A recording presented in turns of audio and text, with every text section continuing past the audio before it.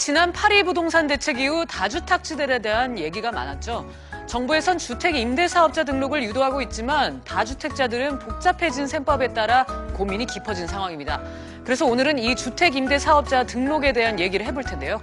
송승현 부동산 전문가 모시고 얘기 나눠보겠습니다.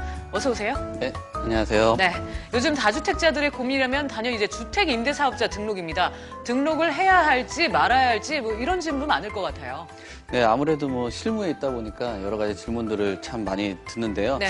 어쨌든 뭐 최근 그 문재인 정부가 들어오고 나서 그 타겟 자체가 뭐 다주택자를 좀 겨냥했다라고 보시면 될 것 같은데요. 뭐 여러 가지 뭐 대책 이후로 아무래도 그 양도세라든지 뭐 장기 보유 특별 공제라든지 이런 것들을 좀 배제를 하다 보니까 조금 뭐 아무래도 그 다주택자들은 그 고민들을 좀 많이 하고 있는 것 같습니다. 네. 자, 앞서도 설명을 드렸지만 정부의 부동산 정책은 다주택자들의 주택임대사업자 등록을 적극 권장하는 모양새입니다.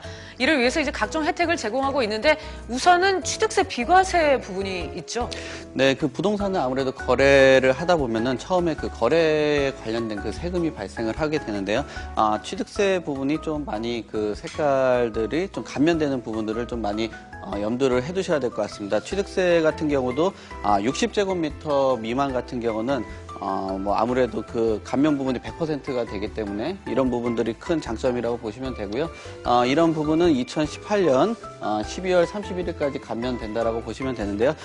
참고하실 것은 그 신규 분해에 대해서만 적용이 되기 때문에 기존에 내가 주택을 보유해서 뭐 취득세 부분을 다시 환급을 받을 수 있냐 뭐 이런 질문들도 많이 하시는데요. 네. 그런 부분들은 좀 불가능하다라고 보시면 될 것 같습니다. 그렇군요. 재산세 또한 이제 일정 요건이 갖춰지면은 감세 혜택이 있는 걸로 알고 있는데 맞습니까? 네, 그 재산세 부분 같은 경우도 일반 임대하고 중공공 임대로 좀 나뉜다라고 보시면 되고요. 또 면적 부분에서도 조금 다르게 표현이 되는데요. 그 일반 임대 주택 같은 경우는 지금 60제곱미터하고 85제곱미터로 나뉩니다. 그래서 60제곱미터 이하 같은 경우는 50% 감면이 되고요. 85 이하는 25% 감면이 된다라고 보시면 되고요.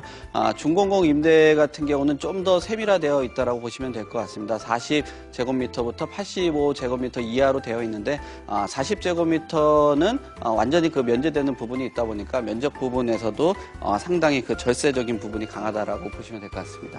네. 그 외에 이제 세금 혜택이 더 있다면은 또 설명 부탁드릴게요. 네, 그 지금 세금으로는 그 소득세 부분이 있거든요. 세 채 이상을 그 보유를 하시면서 그 임대사업자를 운영을 하신다면은 소득세 부분에서도 상당히 절세를 하실 수가 있습니다.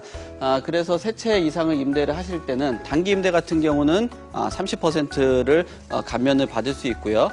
또 중공공 임대 같은 경우는 아무래도 공공성이 좀 더 강하다 보니까 75%까지 감면을 할 수 있습니다. 다만 그 참고하실 부분이 너무 고가주택은 안 되고요. 6억 이하라든지 면적 자체도 85제곱미터 이하만 적용된다라는 것을 참고를 하시길 바라겠고요. 네. 또 그 거주하고 있는 주택 외에 뭐 다른 주택을 임대사업자로 등록을 하신다면은 1가구 1주택에 그 포함이 됩니다. 그래서 다른 주택 같은 경우는 비과세 혜택을 볼 수가 있고요. 장기 보유 특별 공제도 적용이 되고 있기 때문에 일반 임대는 6년 이상 그 유지를 한다면은 연 2%씩 계속 추가적으로 공제된다는 것을 좀 참고를 하셨으면 좋겠습니다. 네. 한편 정부에서는 내년부터 위와 같은 조건에 인센티브를 이제 더 확대하겠다. 이제 이렇게 얘기를 했는데요. 눈에 띄는 게 융자형 사업입니다. 이거는 무슨 내용인가요? 네, 그 융자형 사업이라는 것은 말 그대로 뭐 융자 그 대출을 받는다라고 보시면 돼요. 아무래도 조금 저금리로 대출을 그 운영을 하면서 임대 사업을 유도를 하는 거라고 보시면 되고요. 네.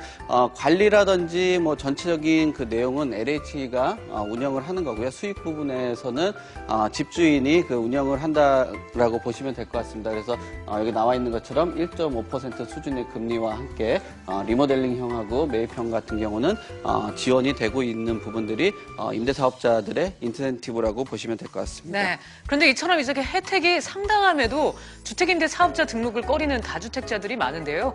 어떤 이유 때문일까요? 네, 임대사업자 꺼리는 부분들은 이게 기한이 정해져 있습니다. 그래서 4년이라는 기간을 상당히 부담스러워하시는 부분들이 많습니다. 네.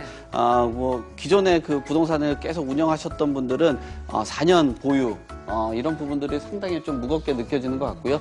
이 4년이라는 그 기간 내에 매도가 불가능하기 때문에 매도를 한다 그러면은 2천만 원 이하의 벌금이라든지 비과세적인 부분 그런 세금들을 납부를 하셔야 되는 것들을 좀 꺼려하시는 것 같고요. 네. 또한 그 다주택자 같은 경우는 아무래도 그 건강보험들이 부담스러울 텐데요. 뭐 기존에 있었던 분들은 자녀분이라든지 남편분들 이름으로 건강보험들 들어가 계신 분들이 많을 거예요. 그러나 네. 그러니까 이제 사업자가 되시니까 스스로 이제 건강보험 그렇죠. 비용을 예. 지불하셔야 되는 네, 거죠? 직접적으로 네. 지불해야 된다는 부분하고요.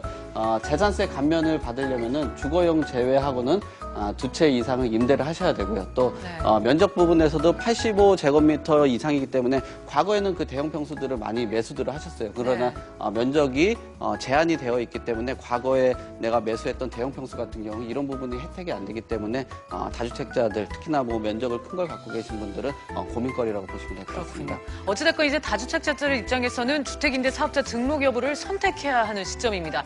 전문가적인 이제 관점에서 조언 좀 짧게 부탁드릴게요. 네, 개인적으로는 그 우선 등록을 하시면은 좀 아무래도 지금 정책으로는 맞는 것 같습니다. 그러나 아까 뭐 4년이라는 의무 기간이 있다라고 말씀을 드렸는데 의무 기간 내에 급하게 그 매도를 하시는 그 사정들이 생기거나 그러면은 포괄 양수를 하신다면은 아까 말씀드렸던 그 과태료 부분들은 피해 나갈 수 있는 부분입니다. 그래서 우선적으로는 다주택자들은 개인적으로는 그 임대사업자를 운영을 하시는 게 좋다라고 말씀을 드리겠습니다. 네, 오늘은 주택 임대사업자 등록과 관련해서 송승현 변호사와 자세히 알아봤습니다. 오늘 시간 감사드립니다. 네, 감사합니다.